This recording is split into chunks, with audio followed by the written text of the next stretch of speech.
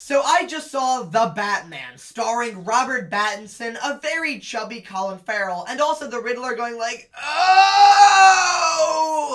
He literally makes that sound. Look, this film was very good. However, I did have a few problems, specifically with the ending of the film. So today, we're diving into the ending of The Batman, and why I love it, and also hate it. but mostly love, though. I did love when Riddler went, "Oh!" Let's go ahead and kick off this video talking about the good of why I thought this ending did work well. So I have to start off by talking about the weird and wacky performance of Paul Dano as Riddler, who in the film has 500 subscribers who help him flood a city. I guess that was his 500 subscriber special. You can't say he didn't go all out. And hey man, look, I'm not trying to call out my own fans here, but I have 1,000 subscribers. I'm extremely important. That means I have double the size of his army. So I'm just saying, if I ever want to, like, hypothetically overthrow the entire government, y'all better have my back, I swear to God. But I love the way Riddler's storyline played out, and I found him so fascinating with his horrible life as this orphan and how that affected his worldview. He's basically like Annie if Annie blew up a dam and drowned hundreds of people. Actually, he's not much like Annie. But I loved how Riddler is not some super muscular beefcake.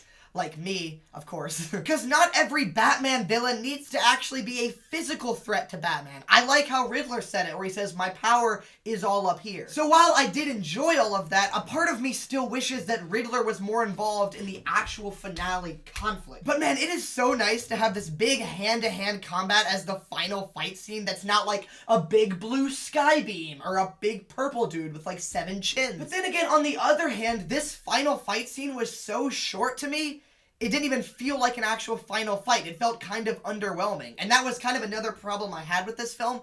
It has a few cool action sequences, but none of them are long enough to feel like a standout action sequence. When this final action sequence ended, I was actually pretty shocked that it was the final fight scene.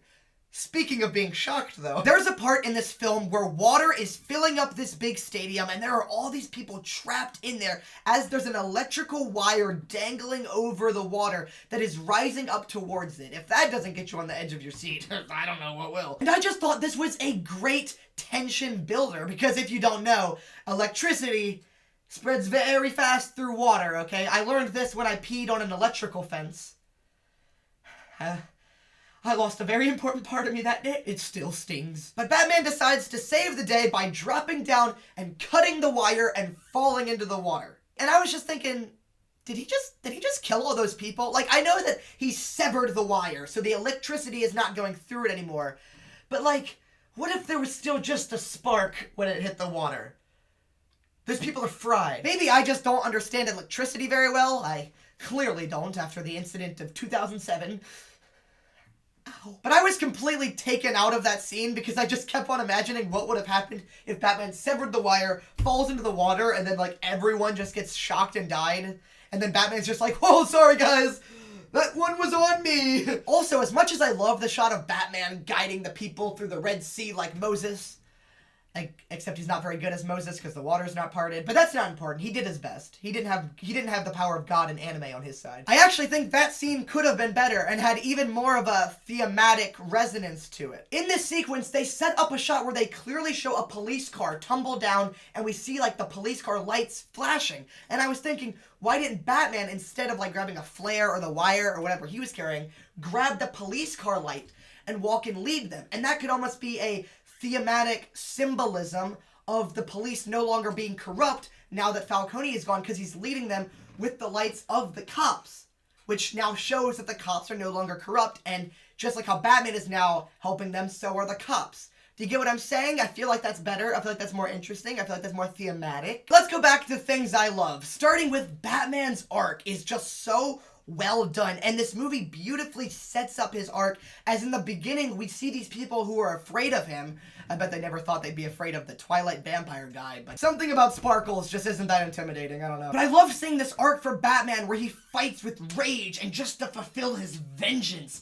And then throughout the movie we see his motivation kind of change, and by the end he's fighting to give the people hope, and he becomes this literal beacon of hope because he's literally carrying a beacon and he's guiding people. And I just thought it was so interesting how they set up in the opening people are literally afraid of this guy, But then by the end, there's a girl on a stretcher who doesn't even want to let go of Batman. It was just so impactful to watch, and I just loved that arc for him. Also, the constant emphasis on Batman looking at that orphan just tells us so much about his character and helps you empathize with him. But now let's take a second to talk about a funny review I saw for this film that just made me go, what? One guy walking out of the theater said, "I haven't had a film get me this excited since I saw Spider-Man No Way Home."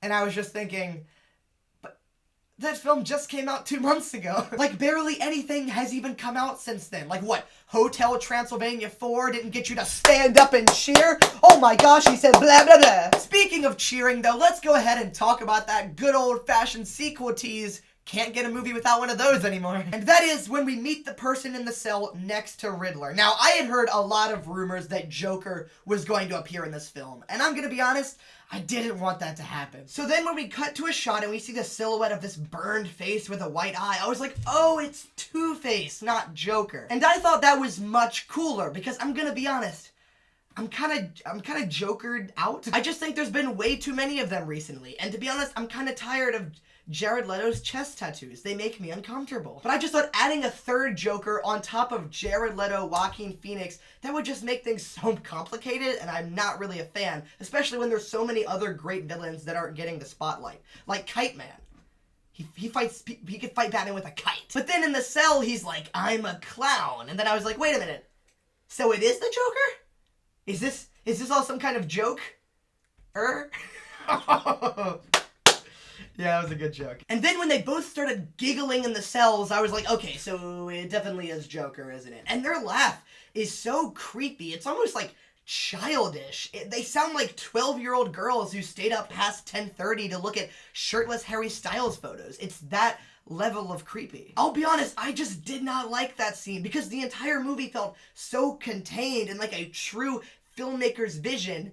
And then a random Joker cameo just felt like a studio mandate tacked on. But I just don't understand why we need another Joker. And that really annoyed me because this film felt so different than those other cinematic universe films. And then right at the end, this film's like, hey, do you want a third Joker? Do you want more damage tattoos?